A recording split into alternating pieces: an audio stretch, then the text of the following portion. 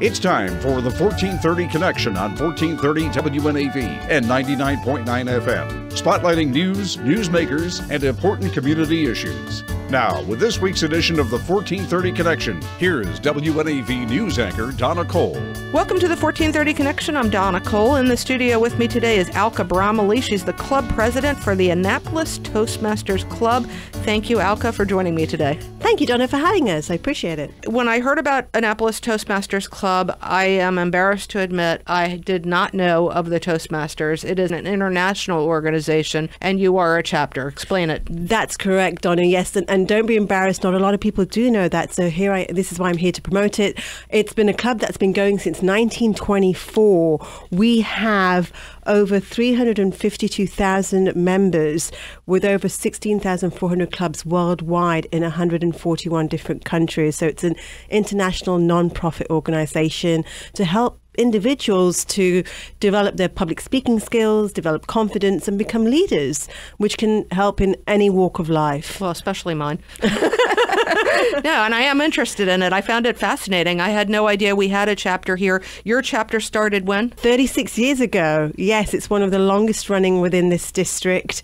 We are part of District 18, which covers a wide variety of Maryland. And yes, we've been going in the same location at Calvary Methodist Church for 36 years, and we've created a number of fabulous public speakers. And as I said, anybody from all walks of life. I say to people that it's not just about public speaking, but it's how you communicate to your husband, your partners, your friends, your colleagues, your children. And it's all about talking more confidently and getting your message across. So the name Toastmasters started, I guess, from as in a toast, giving a toast, the bride, the groom, the whatever, the business function. Absolutely. A gentleman called Ralph Smedley created it back in 1904 was his first unofficial meeting, and it became official in 1924. And yes, you're absolutely right, with the word Toastmasters in giving a speech. And how young do you go as far as can teenagers? Well, the Toastmasters meetings themselves are from 18 years and older. Okay. However, Toastmasters does have a youth learning program as well, various learning programs for youth. So please do get in touch with me if there are any organizations or individuals out there who want to help their children to become young leaders and young speakers. Are you on social media? We are. We're on Facebook, Annapolis.Toastmasters. We have our website, Annapolis.Toastmasters.org. And we do have an event coming up, which is also going to be advertised on Eventbrite as well. Right. So. You have an open house coming up. It's Tuesday, January 16th, 7 to 8:30 at Calvary Methodist Church. We're going to have a great guest speaker, Clyde Middleton, who's actually a distinguished Toastmaster himself. He became a Toastmaster back in 2005 within this district. He is a famous author of Dare to Soar. He's a trainer, a teacher, a coach, and a public speaker. And we're very excited to have Clyde come and be our keynote speaker. We're also being sponsored by Grows, which is a wonderful hometown supermarket. Absolutely. They're sponsoring us. They're providing food. So we would love to have as many people come in, experience Toastmasters, and see what we're all about. More information about that, again, is available at Annapolis.Toastmasters.org. We're going to take a short break. When we come back, more about what Toastmasters does.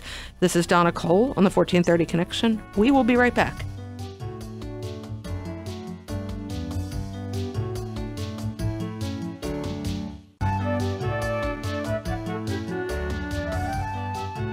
Welcome back to the 1430 Connection. I'm Donna Cole. I'm in the studio with Alka Bromiley. She's the club president for the Annapolis Toastmasters Club. They teach us how to speak professionally, polished. I understand, we were talking about it in the studio before you got here, there's a number of things that you do, including how to tell stories, jokes. Give me some ideas on what you do, a typical meeting and what you're relaying to people. Sure. A typical meeting starts with a sergeant-at-arms. So we all have officers' roles. You can be a member and an officer, and it's conducted as an official meeting. Your journey starts with your first speech. So you can do official speeches if you become a member. You can also come and just partake as table topics, which is something funny and quirky, like just off the cuff speaking. We have a joke master, you're right, an inspirational master. It's all about getting up in front of people and building that confidence to speak. So it starts with your first speech. Are you given the topic or whatever you want to talk about? Once you become a member, you have a series of what we call pathways. There's over 300 different pathways that you could choose as to which direction you want to go. And we give you guidelines. So, for example, introducing yourself would be the first one. The beginning, the middle, the end would be the second. So it's really how you conduct a conversation which can be understood and clear to get your message across. We also do a lot of listening as well, which is very, very important, of course. In my line of business. There we go. To get that message across right without saying those ums and ahs and waffling, giving a clear, concise message that people understand. And those listening techniques are very important with that as well. Another key important part is evaluations. A lot of people don't like constructive criticism, but it's very important with public speaking to be told where you can improve and giving that information more constructively. And we do that in every single Toastmasters meeting with every single speech that is conducted. Does everybody do the ums and ahs? Of course. Okay. I would say so. Okay, thank you. And sometimes we call them filler words, and what we try and teach is to pause more, take a step back, take a deep breath, and important things like that in order to stop those ums and ahs. But of course, we're all human. How important is humor when giving a speech? I think it's very important. I'm a laughter coach. I think it's very, very important to keep people interested in your conversation. And of course, there's lots of conversations out there that are serious. However, the humor helps. It helps bring your personality out too, which I think is very important when it comes to public speaking as well. I agree with you entirely. So jokes, you have a joke master. We do. How cool is that? We like to have a lot of fun in our meetings as well. A lot of people feel maybe that taking an hour and a half out twice a month may be very, very important time frame where they need to choose to do other things. But we like to make sure that our guests and our members enjoy our meetings too, and they gain something more from it as well. As then, of course, just the public speaking, we are a great networking opportunity too. You meet people from all walks of life, and as I said, we have fun. Okay, people from all walks of life, such as, have you had law enforcement officers? Have you had business executives? Have you had, go ahead. Absolutely. Clyde Middleton, who's going to be our guest speaker, he was a projectionist in his younger years, and now he's a teacher, a trainer. The Naval Academy has brought in a lot of people as Toastmasters. Mm-hmm. Of course, being in Annapolis, we've got St. John's College, so we have a lot of students coming in. Okay. As I mentioned, teachers, doctors, lawyers from all walks of life who really want to be more confident at their public speaking. All right. We're going to take another short break. When we come back, the most valuable piece of information you've ever received regarding public speaking. This is Donna Cole on the 1430 Connection. We will be right back.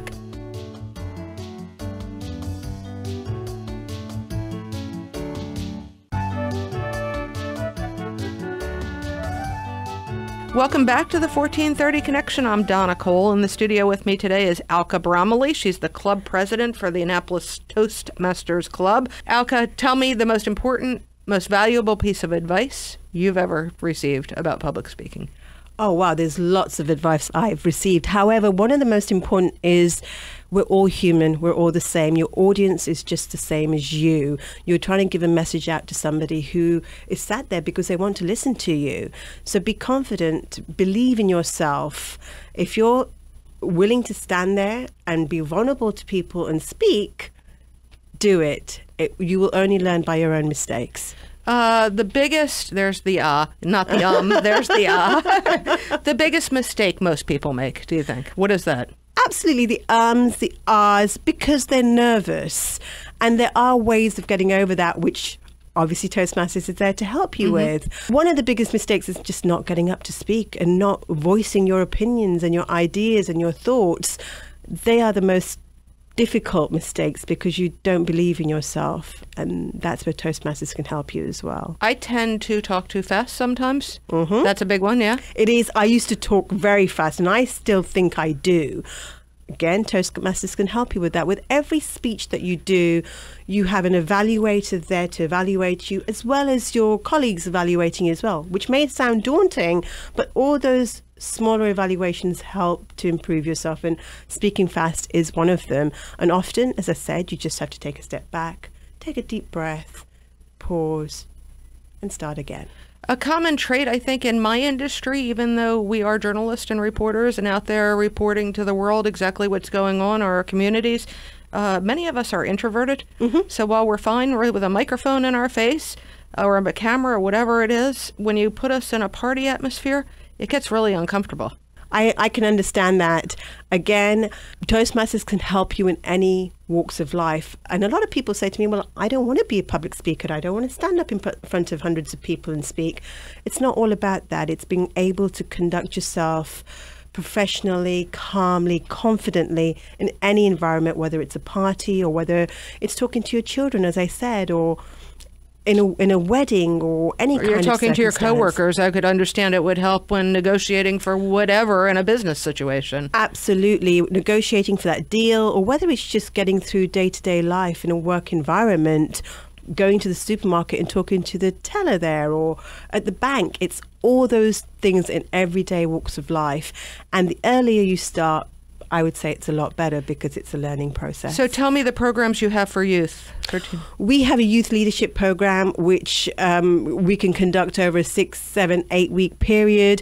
There's also something called Speechcraft, which is not just about youth, but it's ideal in situations, for example, where if you're having a summer school or you have a group of children, maybe friends of your children who want to get together and improve their public speaking skills. Toastmasters can help with that as well. Again, it's a great opportunity to get your children starting to be more confident at a younger age. All right, what have I missed? I think you've just about got everything there. It's a non-profit organization.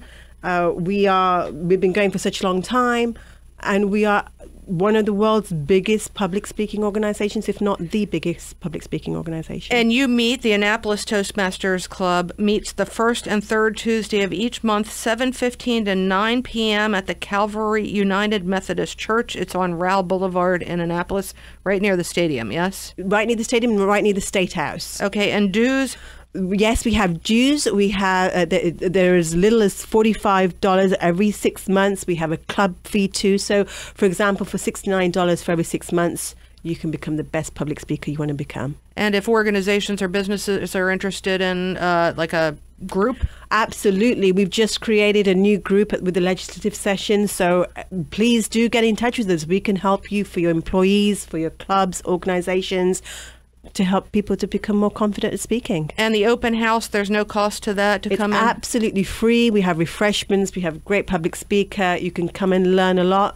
Bring your friends, bring your families, your colleagues, and come and join us. Are reservations required for that? They're not, but there is an Eventbrite site so that we know how many people to cater for. So please do log on, come onto our Facebook page, contact any one of us. Growl's Supermarket, you said, was providing the refreshments? That's correct. We wanted to encourage local businesses to help supporters, and Growls has been going since 1920. It's an ideal organization. They're going to be providing us with food and beverages for the event on Tuesday the 16th. And we're very, very excited for that. It's their 60th year this year too, so it works hand in hand with us and how a long-established local home organization can help us as well. Okay, so the Annapolis chapter of the Toastmasters Club, is this that we have listeners all over the world, and we do reach out to Queen Anne's County, our signal as well. Mm-hmm. Is the Annapolis Toastmasters Club the closest chapter? It is for Annapolis as a public club. You asked me before whether organizations can have clubs. Some do and prefer to have closed clubs. We are the closest public club. However, there's clubs in Savannah Park, clubs all over the district. So as much as I'd love you to be a part of Toastmasters Annapolis, please feel free to reach out to any of your local clubs as well. And that can be found on the toastmasters.org, the international website. Okay, the organization, it grew out of a single club I read on the internet, Smedley Chapter 1 Club. You said Ralph Smedley, it was founded by Ralph Smedley at YMCA in Santa Ana, California. Toastmasters International was incorporated under the California law in 1932. Throughout its history, Toastmasters has served how many people? It's served over 352,000 members at the moment worldwide, and we have over 16,400 clubs in 141 different countries, and I can vouch for that because I actually did a speech in the Dubai club last year. So. Yeah, I did notice you have not necessarily a Maryland accent. I have a British accent, but I've also lived in Dubai. So wherever in the world I go, I try and go and visit a Toastmasters and do a speech. I would guess it's a great way to meet people. Absolutely. You can meet people from all walks of life. I actually did my speech at the Emirates headquarters. I had planes going ahead in front of me whilst I was doing my speech. It was phenomenal. Great opportunity to meet loads of people, great networking, great business opportunities, personal opportunities. I love Toastmasters. If I wanted to become a stand-up comedian, would this help? Absolutely. I don't want to become a stand-up There's many stand-up comedians who have joined Toastmasters and vouch for us too. All right, very good. Come and be our joke master next week. Thank you. Again, the Facebook page is Annapolis Toastmasters. Annapolis Toastmasters, and that's correct. The website is annapolis.toastmasters.org. That's correct. Thank you. Alka, thank you so much for joining me today. Thank you very much for having me. Appreciate it. This is Donna Cole on the 1430 Connection. We will see you next week.